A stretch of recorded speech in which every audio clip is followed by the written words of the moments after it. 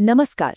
कभी सोचा है कि कला सिर्फ एक खूबसूरत पेंटिंग या एक अच्छी परफॉर्मेंस तक ही सीमित नहीं है, बल्कि ये हमारे सीखने और सिखाने के तरीके में क्रांति ला सकती है। आज हम कला शिक्षा एवं लोक संस्कृति की किताबों के पीछे छिपे गहरे विचारों को समझेंगे और जानेंगे कि कैसे कला हमारी शिक्षा और हमारी संस्कृति की असल आत्मा है। तो चलिए इस दिलचस्प सफर पर निकलती हैं। कितनी गहरी बात है ये। एक टीचर एक कुम्हार की तरह बच्चों को एक आकार देता है।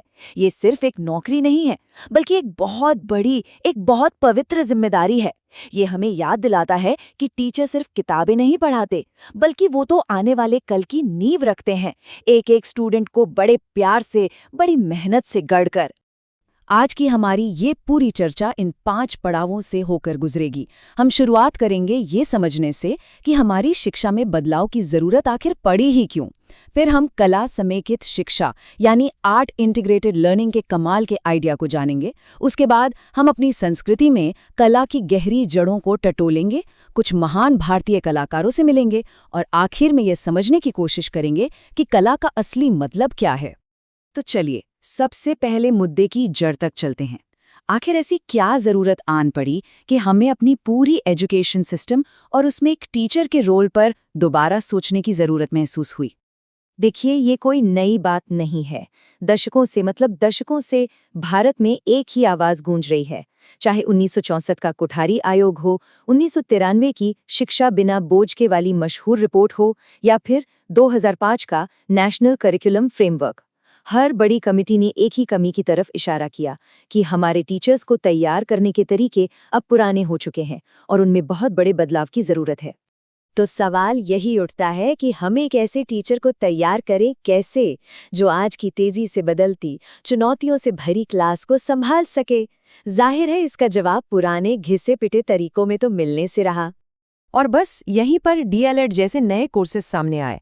इनका मकसद सिर्फ ये रटाना नहीं था कि पढ़ाना कैसे है, बल्कि फोकस इस बात पर था कि असल में क्या पढ़ाना है, बच्चे सीखते कैसे हैं और हमारी पढ़ाई लिखाई का हमारे समाज से क्या लेना देना है।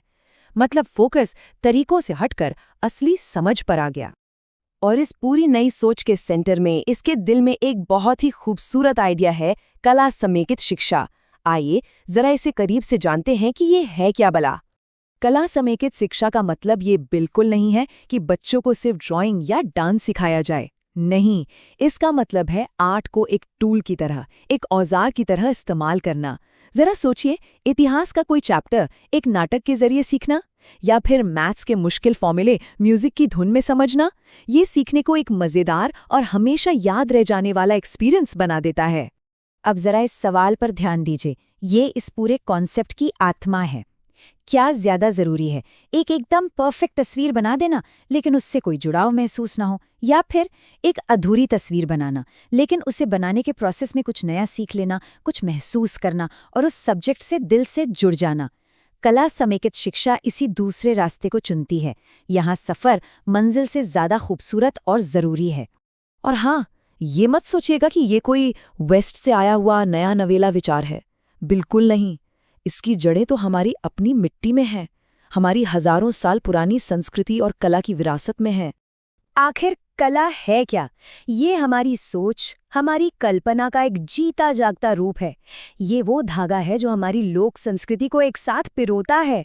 सदियों से हमारी कहानियां, हमारा ज्ञान, हमारी परंपराएं सब कला के ही पंखों पर बैठकर तो एक पीढ़ी से दूसरी पीढ़ी तक पहुंची हैं।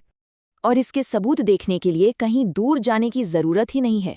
जरा सोचिए, एलोरा की वो बोलती हुई गुफाएं, खजुराहो की वो हैरान कर देने वाली नक्काशी, कोणार्क के सूर्य मंदिर का वो आर्किटेक्चर, ताजमहल की वो अमर खूबसूरती और अशोक स्तंभ का वो गौरव।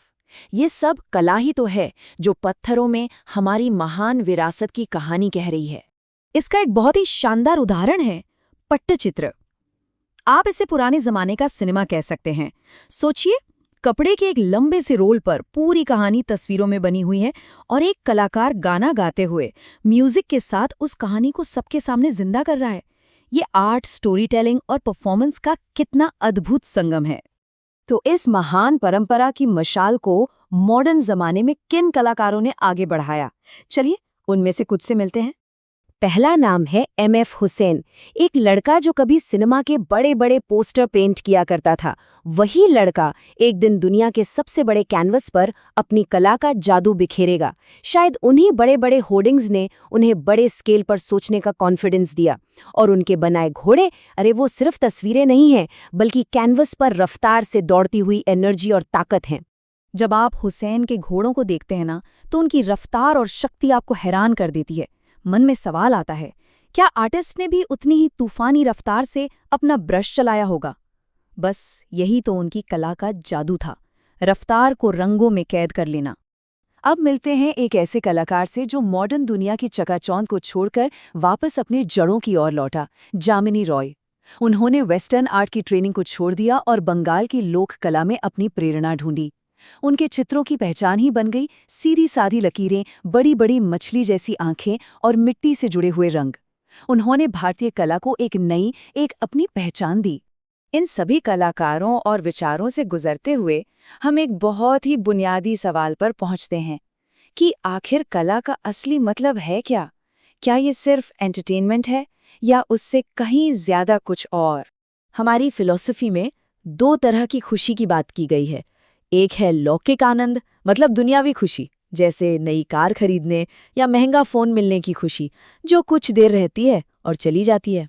और दूसरा है अलौकिक आनंद, वो गहरी रूहानी खुशी जो एक सुंदर गाना सुनकर, एक कमाल की पेंटिंग देखकर या मिट्टी से कुछ बनाते हुए मिलती है। ये आत्मा की खुशी है जो मटीरियल चीजों से कहीं ऊपर है। और आखिर में ये एक बात हम सबको अपने साथ लेकर जानी चाहिए कि कोई खास इंसान आर्टिस्ट नहीं बनता, बल्कि हर इंसान के अंदर एक खास आर्टिस्ट छिपा होता है। कला शिक्षा का असली मकसद उसी छिपे हुए कलाकार को जगाना है, उसे अपनी आवाज़ देनी है और खुद को एक्सप्रेस करने का एक जरिया देना है। उम्मीद है इस चर्चा ने कला और शिक्षा को एक नए नजरिए से देखने में मदद की होगी। धन्यवाद।